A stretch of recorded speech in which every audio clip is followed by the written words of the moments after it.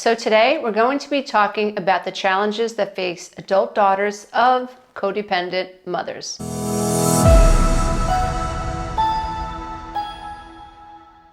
Please don't forget to click the subscribe button and the notification bell. This way, every time I upload a new video, you, dear one, will be the first to know. And please don't forget to smash that like button. Every time you do, you tell YouTube that this is a video that you think other people should listen to. Thanks for the help. So I think it's only fair, as someone who talks a lot about what it is to be raised by a narcissistic mother, that we talk about what it feels like to be raised by a codependent mother. And I think one of the things that we should clear up right away is, like, what's the difference? What's the difference between a narcissistic mother versus a codependent mother? And I believe that we could get lost in the soup because on the surface, it looks like they could be similar. A codependent mother can be passive aggressive. A codependent mother can be someone who expects her children to behave a certain way. A codependent mother can guilt her children and make them feel guilty for not taking care of her feelings. Whereas when we're talking about a narcissistic mother, we notice that narcissistic mothers can do the same. So I think it's a matter of going back to the beginning and trying to figure out, well, what's the difference between a codependent person versus a narcissistic person? When we're talking about a codependent person, we're talking about someone who is other focused. And so we're talking about someone who enjoys caretaking, someone who rescues, someone who sees themselves as the person who needs to fix what is going on in everyone else's life. And that can be really super troubling when we're talking about the parent-child relationship. When we have an immature codependent mother, not her fault, she was raised to feel not good enough. She suffered abandonment wounds, and she has realized that she needs to figure out a way to be worthy of someone's love. And that even comes down to the children. So what a codependent mother will do oftentimes is overdo for their children without boundaries. And the covert agreement is, at least at the subconscious level, is that I'm going to give my child everything that I never received, and my child is going to fill me up and love me in return. And when children want to break away and they want to have some autonomy or individuality, the children will struggle leaving mom and going off to college, or wanting to move, or wanting to have a relationship, or not wanting to tell mom every detail of their life. Adult daughters of codependent mothers often tell me that they feel enmeshed with their mothers, that their mothers have made them responsible for how they feel, and will talk about the sacrifices that they made in their younger life for the children as justification for why her daughter shouldn't get married and move across the state, or why her daughter shouldn't take the job that is going to cause her to travel. And so a codependent mom will struggle with the fear of abandonment. They will struggle with not being able to take care of their children to excess, because a codependent mother identifies her sense of self through her relationship with her child. So the child becomes the point of focus for the mom. So a codependent mother is other focused. And in this case, rather than the relationship or a partner, the codependent mother can become focused on her children, hyper-focused, which on the surface, it looks like that's amazing. But without healthy boundaries and without consciousness, daughters and mothers can enmesh. And so it's important for codependent moms to heal themselves and to identify these characteristics in themselves, so that can break the cycle for themselves and their daughters and even their sons, so their children can go off and have autonomous lives. They can go off and make their own mistakes, and the mothers can support them from afar or even in the same room, without jumping in and feeling like, well, my son's going to be okay because of me, and my daughter is going to be okay only because of me. I have to jump in and I have to fix this. So it's very, very telling when it comes to a codependent mother. It's where they're coming from. Now, a codependent mother generally has a lot of empathy for their children. In fact, the codependent mother is best friends with her daughter, best friends with her child. Over the line best friend. Like a narcissistic mother is someone who is self-focused. So a narcissistic mother does not see her children as autonomous human beings. She is not someone that wants to cater to the needs of her children. She is not someone that wants to take care of her children's feelings. There is no expectation on part of the mother that she has to really worry about these children as 3D human beings. In fact, it is the job of the children to obey, to fear, and to act as extensions of the narcissistic mother. So across the board, a narcissistic mother can be cruel. She can be vindictive. She can be jealous. She can be someone who acts superior. She can be someone who goes out of her way to smear you, even with your friends. So there's this sense that you could even be a threat when it comes to a narcissistic mother. So a narcissistic mother doesn't have to pull you in. A codependent mother wants to pull you in. And in the process of wanting to pull you in and taking care of your feelings is this agreement that certainly if I take care of your feelings, you'll never leave me. And so the codependent covert conversation in the mind or the subconscious mind sounds like, I created her and I take care of her and I've sacrificed my life for her, and it is my job to take care of her for the rest of her life, and I need her to need me, and I can prove to this child of mine that I am worthy of her love. Remember, a codependent is someone that feels like they're not worthy of love, and so they overdo. They enmesh with other people. They can be intrusive because in their head, it's my job to make sure that you're okay. And this is where the child of a codependent who is naturally, if you will, codependent on their mother, can sense that the daughter's autonomy is a threat to how the mother feels. Now you're in trouble. Because when you try to move out of the relationship, the codependent relationship with your mother, and set a boundary, and you see that she's not okay, then you're not okay.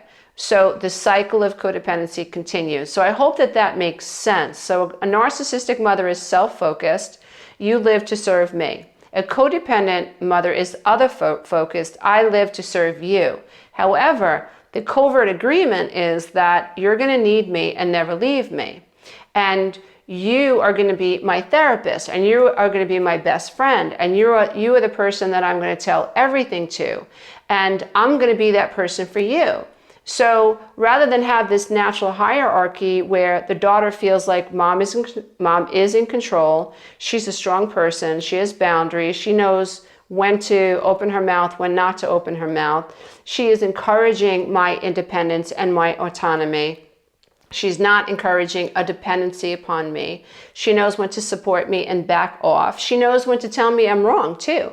A codependent mother is not very likely to tell you that you are wrong if she thinks in doing so you'll become upset with her and hold her accountable or judge her. So a codependent mother is very sensitive about setting a healthy boundary with their children. So I wanted to go through some of the struggles that a codependent relationship with your mother will bring about. So a codependent mother struggles with their own children having their own life. So the sense of individuality and autonomy for the mom and not finding her sense of self through the catering to her children is very unsettling. So a codependent mother, as a child is growing up and is looking to naturally break away, is very triggered by her son or her daughter wanting to find themselves. And a codependent mother can rationalize overstepping and overcompensating and being intrusive. They can rationalize, and they'll struggle to find the space to be healthy with their children as they're developing autonomy, because that triggers their abandonment. And also it's tied to, wait a minute, kid, you're growing up. If you grow up and you don't need me, who am I? And so that's something to be aware of. Codependent moms want their children to need them. This is where a codependent person has coped their entire life. This is the space. If you're a child and you're taught that you have no worth, your mother is using you as an extension of herself, or your mother is highly critical of you, or nothing that you could do could ever be enough, then you feel like you don't have any value. What you learn as a child is to appear like you can take care of your mother's feelings. You learn this before you can even talk, that you are responsible for how your mother feels. Now, that's all a codependent mother knows how to do, is to exchange taking care of you for your love. How it shows up in the relationship is that it's comfortable for a codependent mom to be needed. That's her safe space. So if you need me, then I know who I am at 4:30 in the morning, at 6 o'clock in the morning, at 12 p.m., at 3 p.m.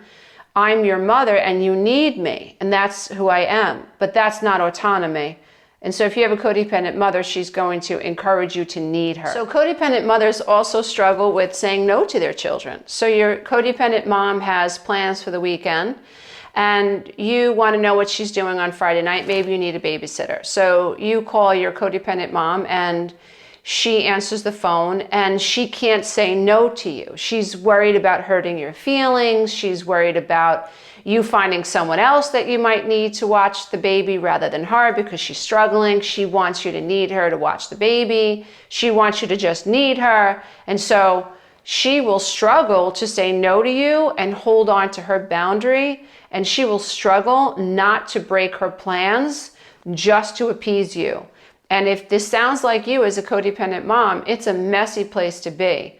And as a recovering codependent myself, it really is it's so far outside your comfort zone to really put yourself first, especially as your children get older and you make yourself a priority, and you have to say no, or you should say no. So rather than just say no, a codependent mother is evasive. Well, I don't know, let me call Jack, let me see if I can move things around.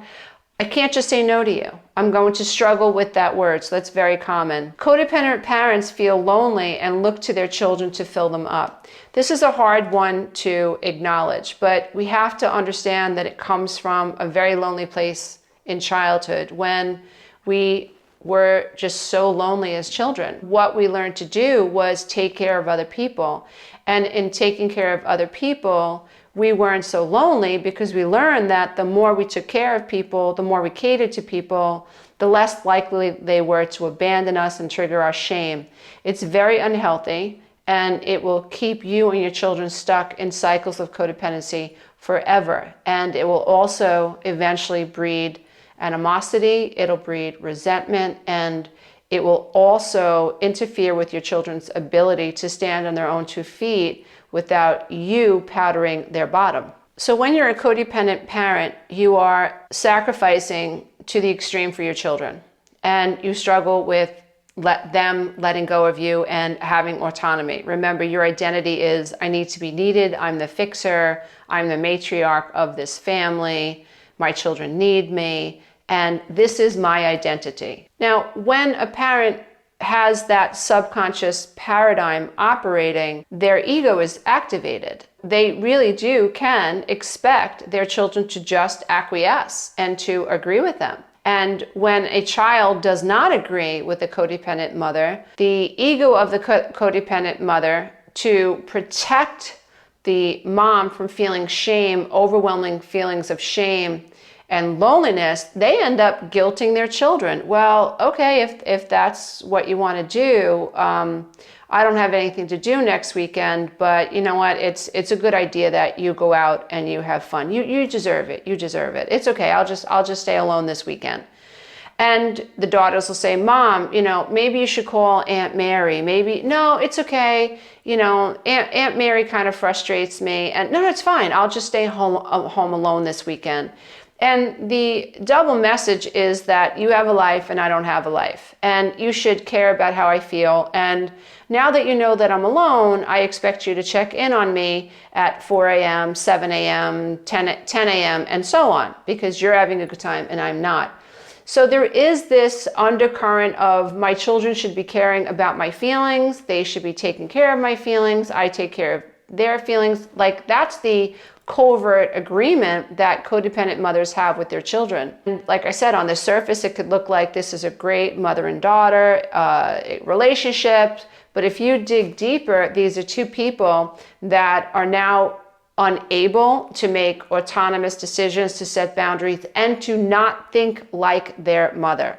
Another thing that a codependent mother will do as their children begin to age is they'll find ways to enable their children so they never leave home for college, or they'll find ways to make sure that the child doesn't have to pay rent, so the child can stay home forever. So you have children who are in their mid-20s, in their 30s, and in their 40s, and mom's cutting their meat, and mom is making their breakfast every morning, and mom is paying their loans, and mom is making sure that the apron strings are nice and tight and the children don't leave. This could be also an aspect of a mom being in a very toxic relationship with a spouse and being afraid, at least subconsciously, to be alone with this person. A codependent mother who is unhealed feels lonely. They don't know how to sustain themselves. They don't know how to find the road back to me, or they haven't found the road back to me yet. And so they busy themselves in family dynamics and find just about any excuse that they can use to encourage their children to never leave the nest. Another thing that a codependent mother will struggle with is finding the strength to allow their children to fail. Codependent mothers who have alcoholic children, codependent mothers who have children who are addicted to drugs, codependent mothers who have children who continually make mistakes. A codependent mother is just loyal to a fault, where you will rush in, you will be your child's broom, you will be your child's mop, you will live in denial of how your child is making a mess out of their life. And you, in an effort to take care of their feelings, because you feel over-responsible for your children's feelings, remember, it's your job to make your children happy. So rather than your children suffer the consequences of a failure that could help them change, because once you experience a failure, in that experience comes great desire. And if you fix it for me, then I never learn that I can fix it for myself. So I actually always feel insecure. So a codependent mother can enable a child to a fault and struggle to allow a child to suffer the consequences of their actions.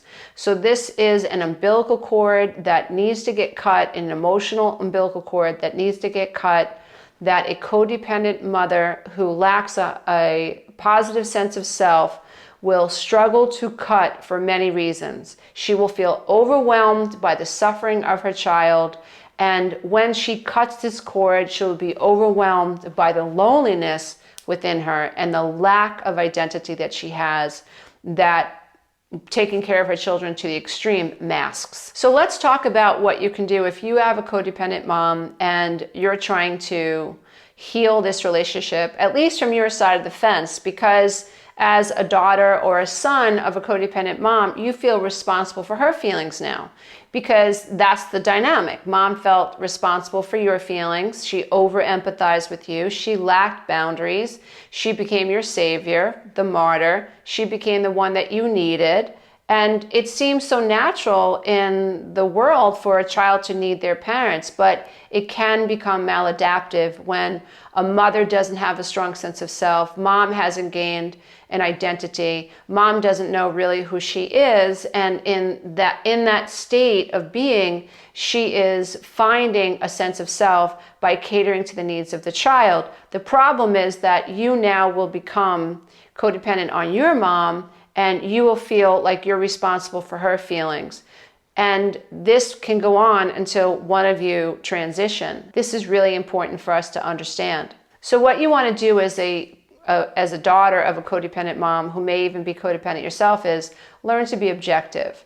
Understand that if this is the relationship that you have with mom, you didn't create it. You are actually in the effect of a codependent relationship, but you're not the cause. Understand that you didn't cause your mother's trauma and you can't fix it. Understand that you were never responsible for your mother's feelings, and it was her job to be responsible to you and how you felt. But when a mom is codependent, it goes way too far. So mom actually feels that every emotion that you experience, she has to micromanage. She has to manage those emotions.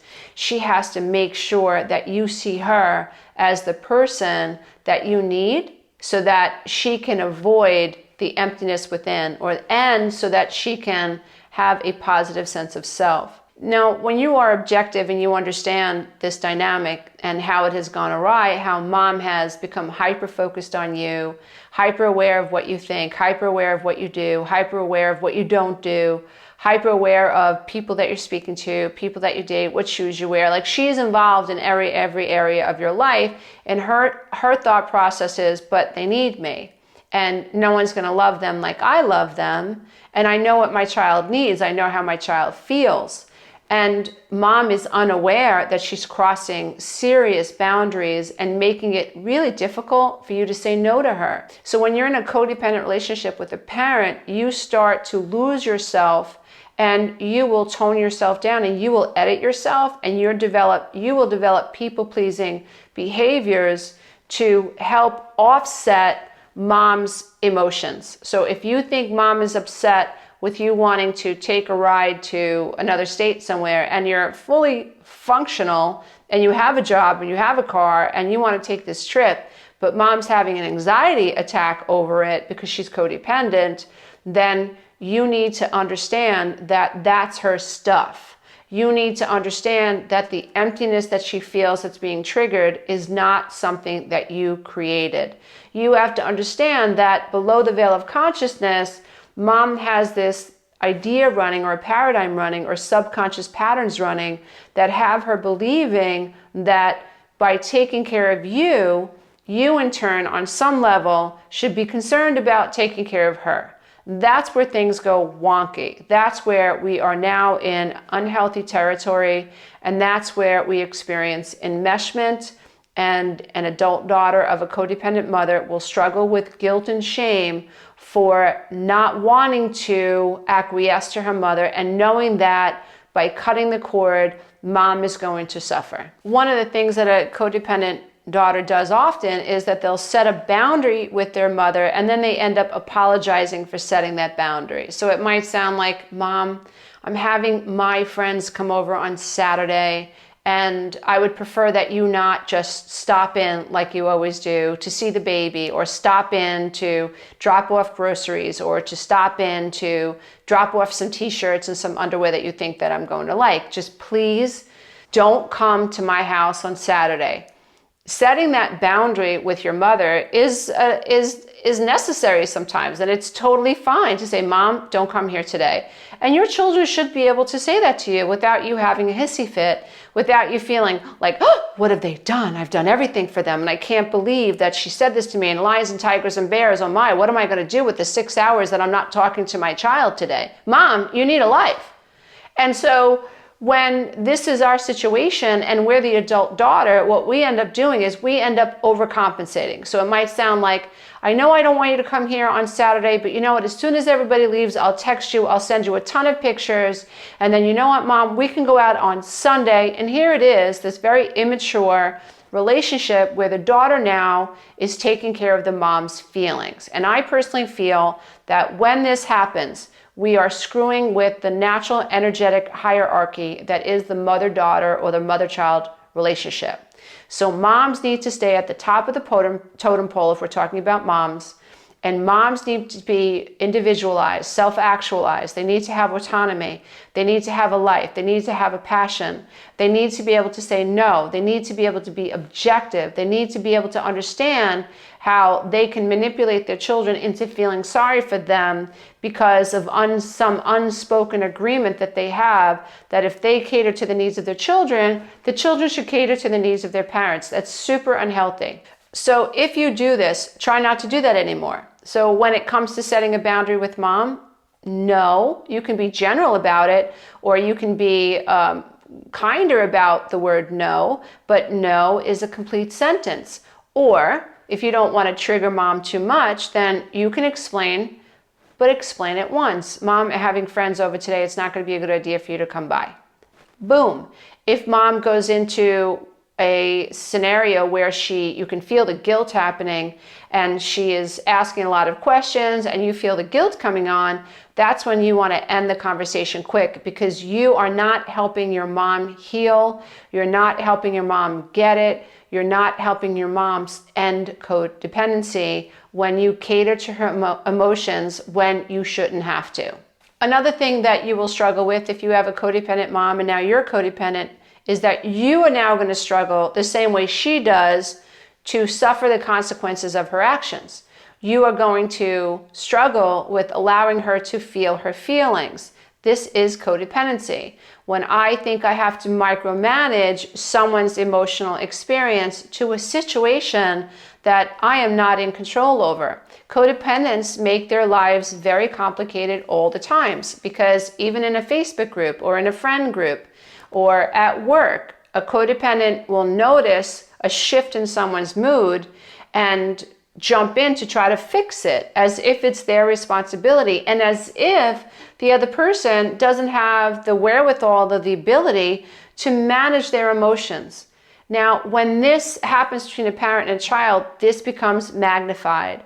And I want to make sure that the work that I offer is fair, and that those of us who are in dysfunctional relationships with our mothers understand that our mothers can be codependent too. And on the surface, it could seem narcissistic.